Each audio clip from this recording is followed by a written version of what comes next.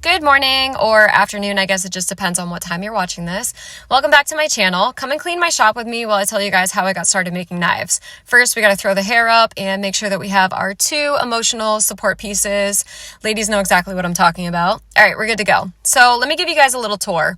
When you first walk in, this is my first workspace area. This is where I put a lot of my finished products that are ready to be shipped out. Then we have the laser engraver, our oven, and then the forge. That is a day's worth of work in itself.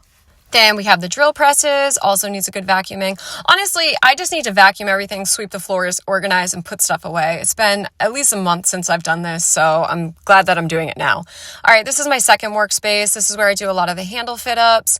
Then we have the Bailey bandsaw, and then we have my belt and grinder area. Shout out to Yerba Mate also. I'm trying to get a sponsorship. I love these guys. Clearly my new obsession. All right, so my grinders are Broadbeck grinders. These are 2x72s. Check them out if you're looking for a grinder. Awesome company. Then this is my main workspace. This is mostly where I watch TikToks and stare at my husband while he's working. But that's pretty much the tour of the shop. So let's just get started right from the beginning. So I started my YouTube channel back in 2012, and the whole purpose behind my channel was really just to inspire women. And also to give a woman's perspective on all things to do with shooting, what to carry, what not to carry, survival tips and tricks, anything outdoors, prepping, all of that fun stuff. I used to do a lot of competition shooting back in the day. I love doing knife reviews. I love doing survival stuff. I'm actually a 5-time naked and afraid survivalist. So I've been all over the world surviving in some of the harshest conditions. And I just really thought it'd be fun to share with other women my experiences and talk about what works best for me. So that's why I started my channel. I really started leaning more towards knife reviews and falling in love with just knives, and I really felt like I was being kind of a hypocrite for reviewing other people's work and not knowing how to do it myself. So I sold my knife and my gun collection, and I taught myself how to do it just by watching YouTube tutorials. Also just trial and error. When I first started out, I was in this super small 8x10 gardening shed that was behind my parents' house, and I got it all cleaned out and I turned it into a little blacksmithing shop.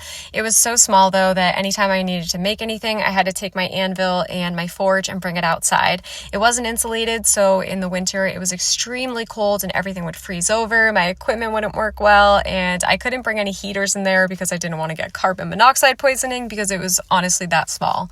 Fast forward to now, I have a beautiful shop that I share with my husband.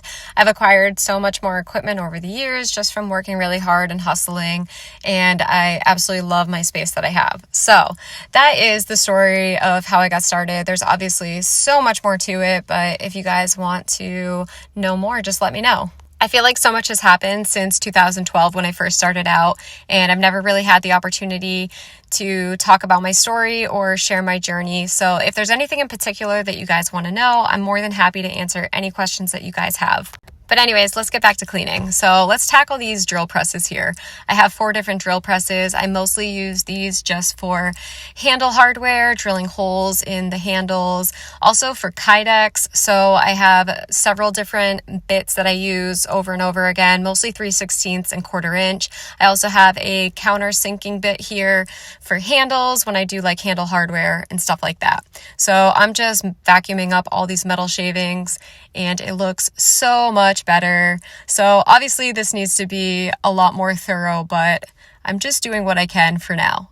Ignore that spot that I missed. So that's pretty much the quick version of how I got started into making knives.